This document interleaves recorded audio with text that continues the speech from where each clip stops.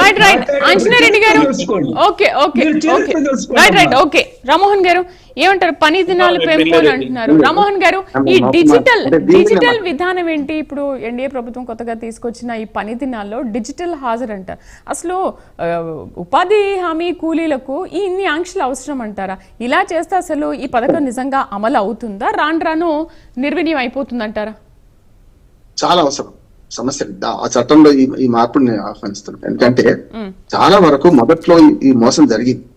అంటే ఈ మట్టి అటు ఆ మట్టి ఇటు తీసుకోవడం, రాళ్లేరే పని. నేను ఉపాధి హామీలో నేను మొత్తం దాని సర్వే ప్రభుత్వం తరఫున నేను పాలకొండ, శ్రీకాకుళం జిల్లా, కార్వేటి నగరం, చిత్తూరు జిల్లా, అనంతపురం, మన కదిరి, అట్లానే పైన ఆదిలాబాద్, ఈ 4 ప్రాంతాల్లో నేను సర్వే చేశాను. మేము ముట్టిగా చెప్తున్నాను. నేను ఆనాడు కొన్ని లోపాలు జరిగినాయి.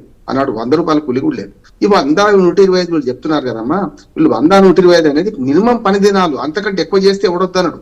మన ఆంధ్రప్రదేశ్, ఉమ్మడి ఆంధ్రప్రదేశ్ లో 7,000 కోట్ల నుంచి 9,000 కోట్ల రూపాయలు సంవత్సరానికి మనం పనులు చేసినాం.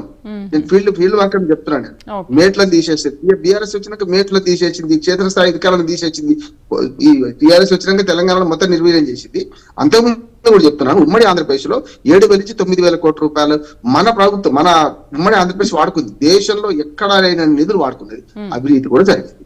అంటే చాలా వరకు తప్పుడు రాతలు చేశారు. అందుకనే డిజిటల్ పేమెంటే కాదు. ఇప్పుడు తెలుసు అందరూ, నేను ఇక్కడ ఢిల్లీలో కూర్చొని మన్రేగాలో కూర్చుంటే మీరు ఒక ఊళ్ళో చిన్న పల్లెటూరు జరిగిన పని డిజిటల్ గా చూడొచ్చు. ఇప్పుడు ఉన్నది, అది ఆల్రెడీ రూల్ ఉన్నది. ఇప్పుడు కొత్తగా ఏం లేదు, చాలా రోజుల నుంచి నడుస్తున్నది, అది అట్లాగే నడుస్తున్నది. అంటే మనం పని క్షేత్రస్థాయిలో ఏం జరుగుతుందని మన ఊరు పేరు, ఆ ప్రాంతం పని పేరు కొడితే అక్కడ లైవ్ టెలికాస్ట్ జరుగుతుంది. లైవ్ టెలికాస్ట్ చేయమని కూడా ఉన్నది, చూడొచ్చు మనం. ఇప్పుడు దానికి అదనంగా ఇప్పుడు డిజిటల్ గా హాజరు పెట్టారు. లేకపోతే ఏమైంది, చాలా తప్పుడు పేర్లు, దొంగ పేర్లు రాసుకొని చేశారు.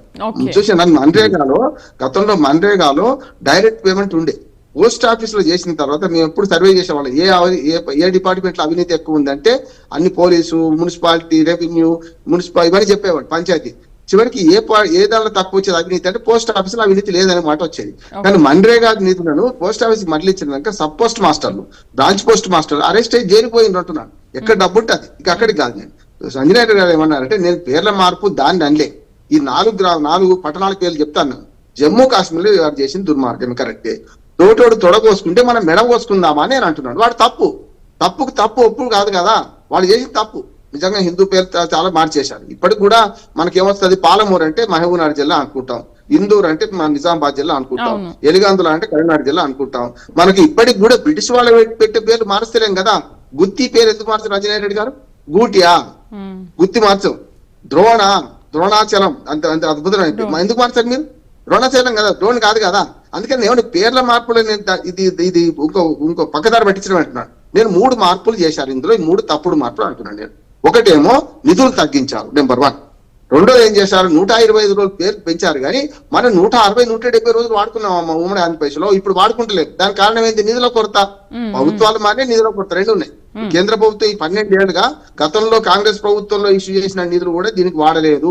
ఎప్పుడు ఏ సంవత్సరం 6 సంవత్సరం లెక్కలు ఉండే కావాలని చెప్తాను నేను. రెండోది కూడా చెప్తున్నా ఏంటంటే, ఇప్పుడు జరిగే దానిలో 40-50% ఇంకా దుర్మార్గం. మీరు అందరు పట్టుకుంటలేదు. సంజయ్ రెడ్డి గారు కానీ పార్టీ పరంగా మాట్లాడుతున్నారు, కానీ పార్టీ పరంగా మాట్లాడకండి అమ్మా. నేనేమంటున్నాను, ఇందులో ఏం లోపాలు జరిగింది ప్రియాంక గాంధీ గారు బ్రహ్మాండంగా చెప్పింది కదా అసెంబ్లీలో, మన పార్లమెంట్ లో. దాన్ని పట్టుకోండి. ఇప్పుడు ఎంతసేపు ఓటు చోరీ ఇంకో దిక్కు పోతుంది, డైవర్షన్ పోతుంది.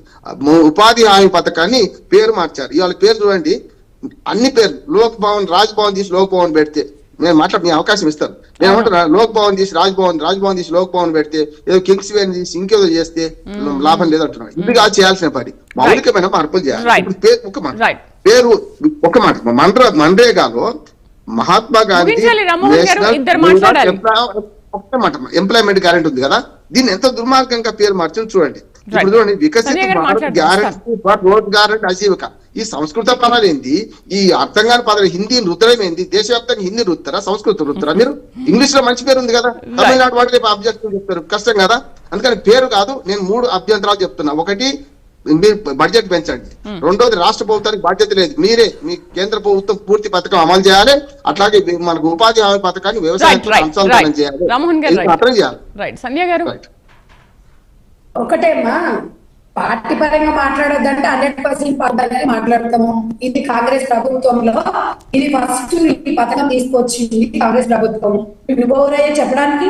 నీ అంతర్గత విషయం నువ్వు చెప్పుకో, మా విషయాన్ని మాట్లాడుకుంటావు. నేను అనేది ఏంటంటే ఇవాళ రాష్ట్ర ప్రభుత్వాల మీద బాగా మోపుతున్నాం అంటే ఎస్, రాష్ట్ర ప్రభుత్వాలు కేంద్ర ప్రభుత్వాన్ని ట్యాక్సీలు కడుతున్నాం. మోడీ ఇంట్లో నుంచి ఏం తీసుకొచ్చి ఇస్తలేరు, బీజేపీ గవర్నమెంట్ వాళ్ళ ఇంట్లో నుంచి తీసుకొచ్చి ఇస్తలేదండి. ఇవాళ 100% అడిగే మనకు ఉంది. రాష్ట్ర ప్రభుత్వాల మీద భారం మోపుతున్నామంటే ప్రతి ఒక్క పౌరు మీద భారం పడుతుంది. అది మనం ఆలోచించాలి. నేను ఒకటే అడుగుతున్నాను, ఇదే బీజేపీ గవర్నమెంట్ జిఎస్టీలోకి డీజిల్ పెట్రోల్ ధరలు తీసుకొస్తుందని ఫస్ట్ టర్మ్ మోడీ గారు చెప్పలేదని, మరి దాని మీద ఎందుకంటే మీరు ఆలోచన చేయరు? దాని మీద ఎందుకంటే ప్రజలకు మరి ఇది డీజిల్ పెట్రోల్ అనేది ఇక్కడ రైతులకు కానివ్వండి, సామాన్య ప్రజలకు ప్రతి ఒక్కరు వస్తుంది. దాని మీద ఆసక్తి చూపండి, దాని మీద ఆలోచించండి. అది లేకుండా పథకాల పేర్లు మార్చేసి మేమే ఎరగబెడుతున్నాం, మేమే చేస్తున్నాం. మీరు ఏం చేసినా ఒక తెలంగాణ రాష్ట్ర ప్రభుత్వమే కాదు, దేశంలో అన్ని రాష్ట్ర ప్రభుత్వం మీద ఈ బాధ్యత పెరుగుతుంది. ఇప్పుడు వీళ్ళందరికీ కూడా బాధ్యత పెరుగుతుంది. నేను ఇందాక మాట్లాడే ప్రతి విషయంలో మోడీ గారు ఫస్ట్ అధికారంలో వచ్చేటప్పుడు మాట చెప్పిండు, నల్లధనం నేను తీసుకొస్తా, ప్రతి ఒక్క అకౌంట్ నేను డబ్బులు ఇస్తాను, ప్రతి ఒక్క అకౌంట్ లకి ₹1,00,000 అన్నారు. ఇన్ని అబద్ధాలు మాట్లాడారు. వీళ్ళు పథకాలను మారుస్తారా అమ్మా? పథకాలు మారుస్తున్నప్పుడు మనం అడగలేదంటే, ప్రశ్నించకపోతే ఈ పథకాన్ని నీరు గార్చే ప్రయత్నం కూడా చేస్తారు. ప్రతి ఒక్కరు మా బాధ్యతగా మాట్లాడాల్సిన అవసరం ఉంటుంది. సుధాకర్ గారు 1 minute. సుధాకర్ గారు అదేనండి కన్ఫ్యూజన్. పేరు కూడా Viksit Bharat guarantee Rozgar and Ajeevika mission, దాని ఏదో బీపీజీ రామ్జీ బిల్ అనేది పెడుతున్నారు. నేను దీంట్లో అబ్జెక్షన్ పెట్టేది ఏంటంటే పేర్లు మార్చడం అనేది కరెక్ట్ కాదు. ఆడెవడో చేశాడని చెప్పి రాములు గారు చెప్పారు, వాడెవడో తొడగొసుకున్నాడని చెప్పి మెడగొసుకోవడం లాగానే ఉంటుంది. పేర్లు మార్చడం పక్కన పెట్టేసేయండి, అసలు ఆ మైండ్ సెట్ ఎత్తేసేయండి, పక్కన తీసేయండి. ఎందుకంటే అప్పుడు ఎప్పుడో 700 సంవత్సరాలు వాళ్ళు పాలిస్తే 200 సంవత్సరాలు పాలించిన వాళ్ళకి ఎగెన్స్ట్ గా అందరూ కలిసి ఫైట్ చేశారు, నాట్ ఓన్లీ సింగిల్ రిలీజియన్. కాబట్టి ఏంటంటే ఇక్కడ కాదు, అందరికి సంబంధించింది సెక్యులర్ దేశం, అట్లా ఉండనియండి. ఇక్కడ ఏంటంటే అది గాంధీ గారు వారసత్వం, పార్టీ కాదు, అది ఏ పార్టీకి సంబంధం కాదు, ఆయన వారసత్వం, మన వారసత్వం, దేశ వారసత్వం. కానీ ఇక్కడ ఏంటంటే 3-4 పాయింట్లు ఏదో లిమిట్ పెట్టారు చూడండి, ఫండ్ ఆ లిమిట్ ఎత్తేయాలి. అంతకుముందు లిమిట్ లేదు, లిమిట్ పెట్టేసేసి కొన్ని రోజులు మాత్రమే, దానికి 125 కాదు కదా, 80 రోజులు సరిపోతాయి లేదు కూడా తెలియదు ఈసారి, ఎందుకంటే ఎక్కువ మంది నెంబర్ అయినా తగ్గిపోద్ది. ఆ లిమిట్ ఎత్తేసేయాలి. ఆ లిమిట్ ఎత్తేసేసి 120 రోజులకు ఇంతకుముందు చెప్పారంటే ఆయన చెప్పి రామ్మోహన్ గారు చెప్పినట్టు కరెక్టే, 150 రోజులు నడిపినవి కూడా ఉన్నాయి. అక్కడ ఫండ్ కావాల్సింది ఇచ్చేవాళ్ళు అప్పుడు ఫండ్, ఇప్పుడు లిమిట్ పెడుతున్నారు. ఆ లిమిట్ ఎత్తేయాలంటున్నాను. అలాగే రాష్ట్రాల మీద భారం ఉండకూడదు. అబ్జెక్షన్స్ అయ్యే మనకి మెయిన్ అబ్జెక్షన్స్ గా ఉంటాయి. పంచాయతీల పాత్ర తక్కువ చేశారమ్మా శ్రీదేవి గారు, పంచాయతీల పాత్ర మొత్తం తీసేసిండ్రు, అది దుర్మార్గం అంటున్నాను. ఇప్పుడు డైరెక్ట్ కేంద్ర ప్రభుత్వమే ఇస్తుందట పంచాయతీల పాత్ర. డిబేట్ లో పార్టిసిపేట్ చేసినందుకు సంధ్యారెడ్డి గారికి, కర్ణాట ఆంజనేయ రెడ్డి గారికి, డాక్టర్ సుధాకర్ గారికి